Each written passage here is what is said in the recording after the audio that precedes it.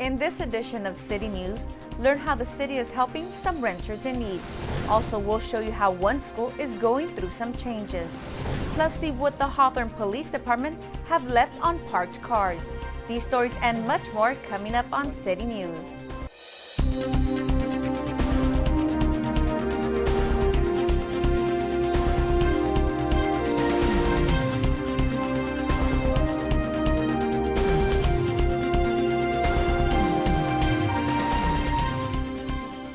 Welcome to City News. I'm Jennifer Murillo. We're now heading into our 9th month of the COVID-19 pandemic, and there are still many people struggling to make ends meet. Reporter Laura McKay tells us how the city is trying to help. You can go to Housing Rights Center. Bridging the gap for those in need. I think it's a really positive thing, quite frankly, because, as you know, there are far too many Americans that live from check to check. The city of Hawthorne stepped in to help the community. Considering the times and how the COVID-19 pandemic is still staying around, they may have future debt. To lighten the load, they reopened the Emergency Rental Assistance Grant Program, giving residents up to $1,000 for 3 months of rent during the pandemic. Now, most people's rent might be over, $2,000 a month. Even so, something is better than nothing. We're just making it super simple for people to apply and receive this funding so that they can just take some of the stress off what's going on in the world. Helping residents like Lavita Lair. It's tough because, it is COVID-19 and jobs have been lost. Who has 2 twin daughters in the 6th grade, both needing virtual learning and homeschooling. So Lavita has had to quit her second job and income to be present for them.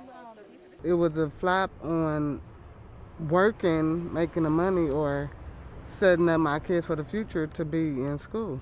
This was the second time the city has provided this assistance, pulling from the $1.7 million grant from the federal government. In an effort to reach everyone before funds are repurposed, we wanted to blast it out there again. That's why the program is being reopened. The tricky part was getting landlords to be on board. And the owners also have to be willing to participate.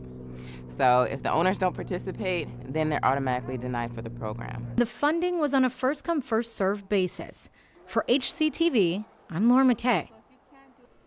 For more information about events and programs, visit the city's website at www.cityofhawthorne.org.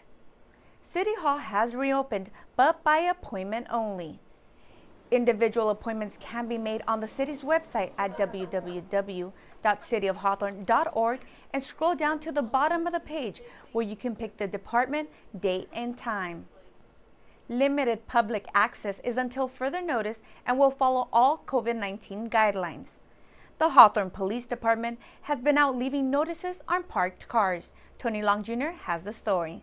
Don't be alarmed if you receive a notice on your vehicle this holiday season from the Hawthorne Police Department.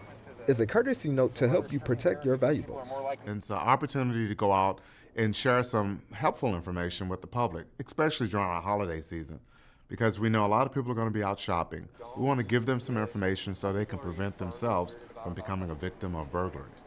The notices come with tips and recommendations on how to prevent citizens from falling victim to theft crime. We want to encourage the citizens that this shopping season, don't advertise the things you have bought for yourself. The idea stems from Hawthorne Lieutenant Robbie Williams. Well, as a police officer for the last 25 years, I've gone on a lot of burglary reports. And oftentimes the information comes through to us as something that's preventable. When conducting an inspection, officers take a look inside the vehicle's window to spot any valuable items without entering it. This one right here, so I can look in the car. This window it's slightly tinted windows. There's nothing in the back seat. Nothing appears to be in the front seat. And through the front window, I can look and see anything. Exactly what a thief would do if they're walking around the car looking for something to take. And the car looks good. Citizens are grateful for the officers' preventive efforts in protecting their gifts. It's really good because they make us feel more protective and secure about the neighborhood. According to Hawthorne Police Sergeant Scott Nichols, the report card is given out by the department several times a year.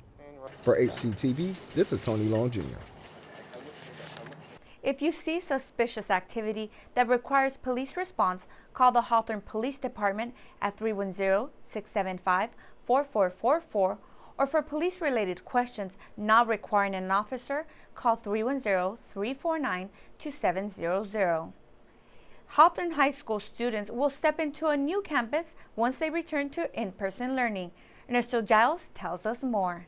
With funds from Measure LP, Hawthorne High School is underway to modernize its campus to make it feel different to students upon their return. It's going to make our campus more wide open for our students, and it'll just have a new feel for our students. Dr. Pamela Brown, principal of Hawthorne High School, says by the time construction is completed, there will be more than 30 new classrooms. Students from the visual and performing arts classes will see a dramatic change as well.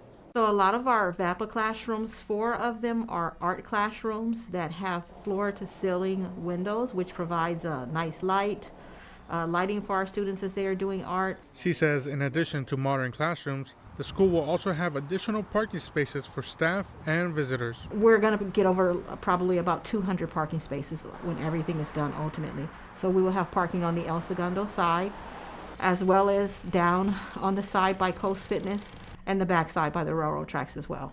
The construction is expected to be completed by the beginning of the next school year. Ernesto Giles reporting for HCTV.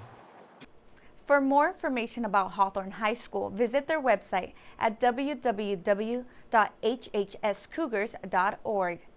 The City of Hawthorne, Recreation Foundation, and the Hawthorne Historical Society will be hosting a movie night. The free movie will take place on Saturday, December 19th at 6 p.m. and will feature The Grinch. Space is limited for this drive-in and registration is required online from the 16th to the 17th on the city's website.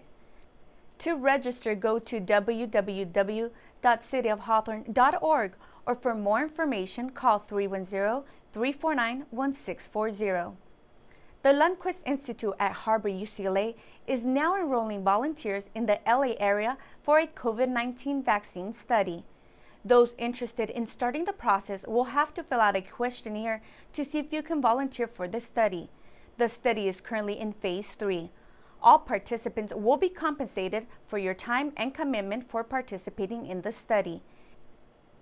If you have any questions or want to register, call 310-222-3848 or go to www.helpstopcovid.la. That does it for this edition of City News. Thanks for watching. If you have any story ideas, please call us at 310-349-1630 or email us at hctv@hawthorneca.gov. Don't forget you can watch City News online on YouTube by searching Hawthorne Community Television. We'll leave you now with footage from the construction at Hawthorne High School. See you next time.